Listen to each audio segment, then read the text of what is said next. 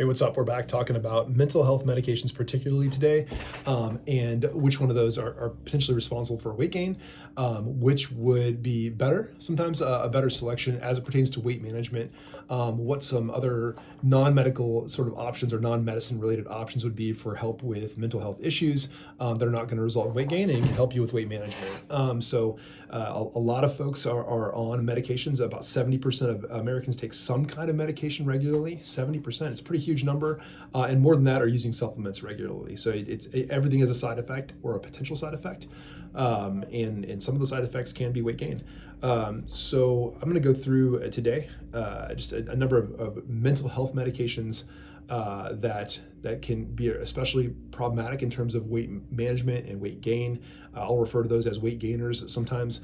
I'm not telling you to stop those medications. Please don't just go stop your medications because I talk about it. I do think talking to your doctor about these things is important, and just seeing what other options might be out there. It might be helpful. Maybe I'm your doctor, maybe I'm not, but I think that keeping your doctor kind of in the loop with this and not making any changes based on what I'm saying in these sort of just more educational and informational videos is important to remember. I think first of all, I mean, I believe in the fundamentals of sleep, exercise, and eating properly, and so that's I'm going to talk a lot about that in this series. But particularly as it pertains to exercise, I mean, there's great studies out there talking about the benefit of cardiovascular exercise. I mean, the minimum recommendation from the cardiac and professional organizations is 150 minutes of cardiovascular exercise weekly. So that would be like 30 minutes 5 times a week would be like the bare bones minimum, and most folks don't get that, honestly. But I know personally, when I get that, if I'm on a treadmill or if I'm riding a bike or if I'm elevating my heart rate to what I would refer to as level 2 heart rate elevation, which should be defined just subjectively as feeling like you're working hard enough to breathe hard, to where like you really don't want to have a conversation. Like you could talk to somebody next to you, but like you'd prefer not to, right? That would be the level of intensity I'm talking about, and getting that heart rate up, working that hard for 20, 30 minutes, 5 times a week is a great starting place. And adding some weight training on top of that would be within most people's scope in terms of like how they like time management and stuff. Like they can fit that into their schedule, like if they really want to, right? If you replace surfing social media and Netflix and whatever with that, it's a matter of priorities, right? So getting that heart rate up to level 2 heart rate elevation for 30 minutes a day, I would say starting at like 3 times a week, something like that. Like pick something manageable, and maybe you just start at 15 minutes, whatever it is. But we know that 150 minutes a week is super beneficial, and I think not just from a heart standpoint, but from a mental health standpoint, there's great studies showing that is as good as medication for some people. Again, that's not for everybody, and I'm not saying it's for you, but there's great evidence, not just like in my own life that I felt personally, but great evidence like in good studies showing that that's very good medicine for anxiety, just getting your heart rate up. And that might be just some great examples of that would be just walking. Like if someone's doing no exercise, I'll say, hey, you can walk outside while the weather's crappy. Well, great, like go walk on a treadmill. That's pretty easy.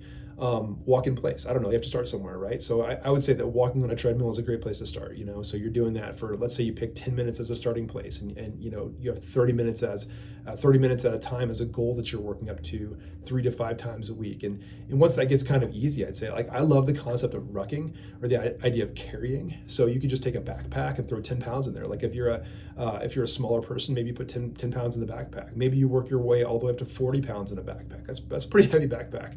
But the idea is that load is going to make you stronger. It's going to strengthen your leg muscles and your core muscles, and it's going to work your heart a little bit harder. So if you're just walking on a treadmill, you're walking outside, having a backpack on with some weight in it is a super helpful way to have fairly low impact exercise that you're really upping the game in terms of your level of effort you're putting out. You can put a little incline on a treadmill. You could go up to like an incline of 12, 10, 8, whatever is good for you, and just finding like what's your sweet spot for right now at your level of fitness to increase the work so that you are breathing a little bit hard and you're getting that heart rate up. And you're doing that for 30 minutes. Like there's great, fat burning, or metabolism inducing effects to that. But there's really great mental health effects to that too. So that's kind of one to grow on for sure. So whether you're walking with a heavy backpack, whether you're in a swimming pool walking, like if you can't walk on a treadmill, get in a swimming pool and walk. There's something that you can do that'll get that heart rate up, that is not going to just hurt your joints terribly. Using I love exercise bikes.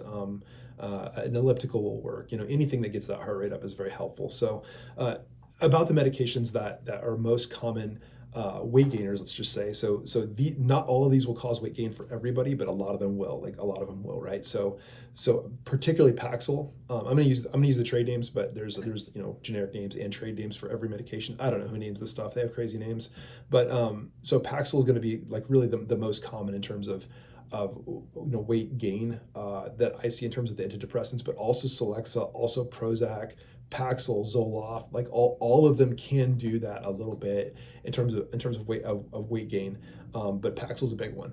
Now, in terms of mood stabilizers, which people will sometimes use for anxiety, they'll sometimes use it in addition to or instead of like your SSRI. So when I say SSRI, I mean like things like Prozac, right? You could think of it like that. So those mood stabilizers would be things like Seroquel, Risperdal, lithium. Those and people will use those for bipolar. They'll use those for extreme anxiety, for agitation. Particularly Seroquel, I see Seroquel cause a lot of weight gain. The mechanism, like how it actually works, I'm embarrassingly, like I'm not completely sure why it causes that weight gain. I think it has something to do with the histamine release it causes in the body, but yeah, those are definitely big weight gainers. So that being said, like if I'll include that full list kind of in the notes section of this video if I can figure that out. But the more helpful sort of mental health medications with less risk of weight gain would be things like Wellbutrin, for instance. Like in the Prozac-like medications, Wellbutrin is going to have a lot less risk of weight gain. Also, interestingly, has a lot less risk of sexual side effect. I mean, a lot of people on these medications will have a decreased sex drive. Wellbutrin, along with some of those other medications or instead of those other medications, will be helpful from both a weight management and a sex drive standpoint. Again, that's not for everybody. It's a lot of people, right? So there are people that I put on Wellbutrin who just their symptoms aren't controlled, and we have to do something different.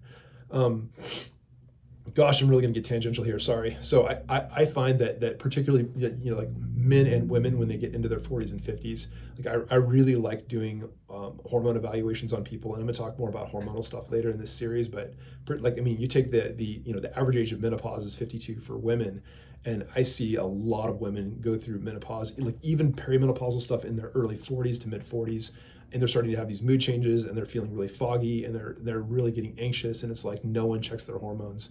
And hopefully that'll become more mainstream in medicine, but I find that fixing those hormonal problems goes a long way to solving some of these emotional issues without putting people on prescription medications. And I could like go on a soapbox about that, but that would be another thing to look into with your physician or your practitioner is like, hey, do I have some hormonal issues here, whether it's thyroid or it's estrogen or it's testosterone or, those things to look at.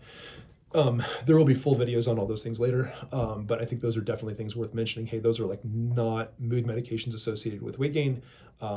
Like they're things you could solve, right? That are part of the emotional and mental health piece, like puzzle, that have nothing to do with medications per se. I mean, they're more hormonal based treatments, right? Talk counseling, exercise, avoiding brain poison are important. So when I say brain poison, I have an unbelievable number of people who use marijuana. I don't have like a dog in the fight against marijuana. I'm not like anti, but it is anxiety producing for people, particularly if they use a lot of it. Alcohol is a depressing thing. Like I'm not a teetotaler either, but certainly, alcohol has a depressing effect on the brain. There's like study after study after study that shows that alcohol does nothing good for you.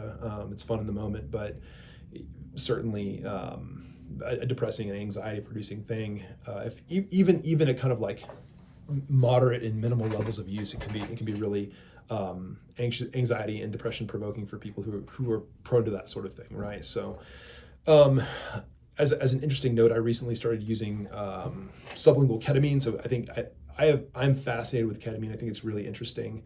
There are, ketamine's an anesthesia medicine that was actually invented like in the 50s or 60s. You can fact check me. But like mid last century, really, for anesthesia purposes, it's usually injected in the vein when used for anesthesia or in the muscle. And People have found that's actually had a really great antidepressant effect. So there's lots of these cash sort of ketamine clinics popping up where people will pay, they'll pay $1,000 a pop for once or twice a week getting ketamine infusions. I mean, do the math. You're looking somewhere at like a few $1,000s a month using that. So while people have found that effective, it's also really expensive and therefore not accessible for everybody, for a lot of people. It's an old drug, right? So the drug companies can't take that and patent it and put a bow on it and sell it for lots of money. And so what they did is they added a molecule to the ketamine. They call it S-ketamine, and that's Spravato. It's a nasal spray. And if you've got stellar insurance and a psychiatrist who get that prior authorized for you, then you could always do Spravato nasal spray, which that's an FDA approved anxiety, depression, mental health treatment, which is ketamine based, right? So what I personally have begun doing for a number of people is using sublingual ketamine troches, TROCHE. It's actually pronounced troche and not troche. So you don't look foolish when you're talking to the pharmacist about the troches. So the ketamine troches are basically used at a very low dosage on a nightly basis, and I kind of ramp that up over time, and so I particularly use that on people who have been on like everything under the sun and nothing helps them. And I've found that a number of those people have really responded very, very well to ketamine. And it doesn't have kind of those weight gain or even the sexual side effects that I talked about earlier. So that, I'm not saying that's for you. I'm not saying that's for everybody. I'm just pointing out that there are sort of like a little bit of off the beaten path therapies available for mental health things. And there are very practical solutions in terms of exercise, sleep, and diet that will help dramatically with mental health things too. So I should mention that ketamine troches are not FDA approved. It is not, like, even in Kansas City where I am right now, like I don't think there are other like family docs doing that right now. So I kind of feel like it's something that will be more common in the future, but you're not going to find a lot of physicians who really want to prescribe that. There are some online joyous.team, JOYOUS.TEAM. It's an online site that provides some people with ketamine services as well. In the whole scheme of things, it's like $100 a month or around that. So insurance won't cover it, but it's a useful thing. This is not a pitch for ketamine. This is just, again, talking about options that are out there. So I hope this has been helpful for you, and to kind of look at MedList if this applies to you. If it didn't apply to you, maybe it was just educational anyway. But feel free to click that next video. I'm going to talk about diabetes medications next, because I certainly have a ton of diabetics. Lots of folks with diabetes struggling with weight management issues. And we're going to talk about some of those medications that can cause weight gain and the ones that really help. Thanks.